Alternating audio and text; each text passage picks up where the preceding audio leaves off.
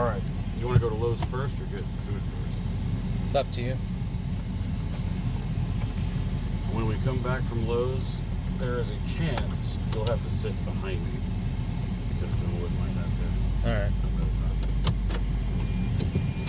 Art is fun in the same way that Dwarf Fortress is fun. If you do it long enough, you just reach the center of the earth and everyone dies. Or you get too many people and everyone starves to death. Either way, you can make art and make art and make art, and if you don't get anything back from it, then you stop. People stop.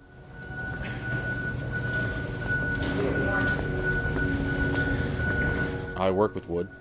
I make small things and large things out of wood. Yeah. My name is Nate Varnado. I'm an artist. I go by the name Splintersmith.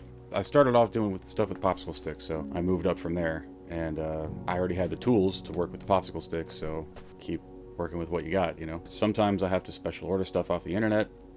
That's pretty easy to do. I'm in a bunch of Facebook groups and stuff and Instagram tags, and I find there's people that sell hardwoods and whatnot on there. Colleges and universities and malls and businesses are really good for having nice hardwood bushes and trees on their campus, and then they just cut them because they don't know what to do with them. So I go get them. There are different woods for different reasons. I love poplar. Poplar is very light, so you can make big stuff with it. Oak is just beautiful. I don't know. There's lots of stuff. Oh, zebra wood, because it smells like chocolate chip cookies when you work on it. So the shop I have is a 10 by 10 sun porch that I've put plastic up on the walls to try to keep some weather out. My market is not so much with woodworking as it is with nerd stuff. Like, I make Harry Potter wands and I make D&D swords and Star Wars stuff. So what I love to make is swords and weapons. That's what I started off wanting to do. This giant sword I'm making is going to go to Washington, Redmond. Like, I have no mechanism for determining whether something I've done is actually any good. I don't know how to do that. I like it maybe, but that doesn't mean anyone else will. So when I got feedback from people that said, hey, this is cool, we like this, I went, oh shit, maybe I should do more.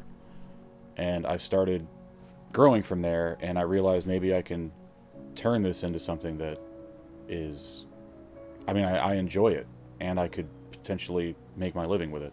This is before I heard you really can't, but at this point I'm stuck on it. So I don't know, that plus, you know, the dismal prospects of Social Security and retirement as a millennial, and I don't know, I don't trust a pension. I don't really trust a 401k. If I can do something like this and actually make a business for myself, then I'd rather do that. It's not something anybody does for a living most of the time. Making it as an artist of any medium is difficult to turn into a job. Most of the people in the Facebook groups I'm on are retirees. They just do this for fun.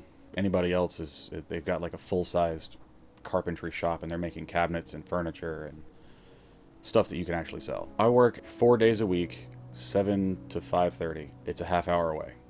So by the time I get home, especially in the winter, it's dark. It's dinner time. I have a 10-year-old daughter. She's got bed at 8:30 or 9.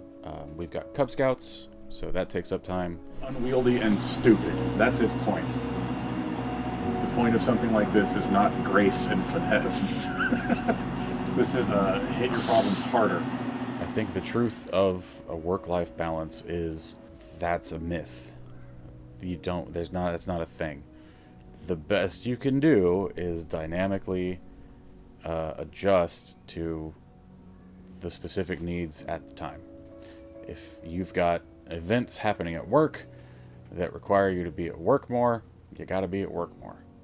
And when that happens, your rest of your life suffers. When work is chill and cool and you can kind of just go in for your 8 hours and leave again, sweet. Now it's time to ramp up all the rest of your life stuff. When your life stuff is more than just one block, when it's several small blocks, that's when it gets extremely challenging. You know, like I was talking about with the family things and all that stuff, and then this, and then friend commitments, and mundane shit like getting the car worked on, you know, whatever. Finding time for all that is extremely hard. I don't know. Keep a notebook. That's probably what I'd tell her. Get a planner.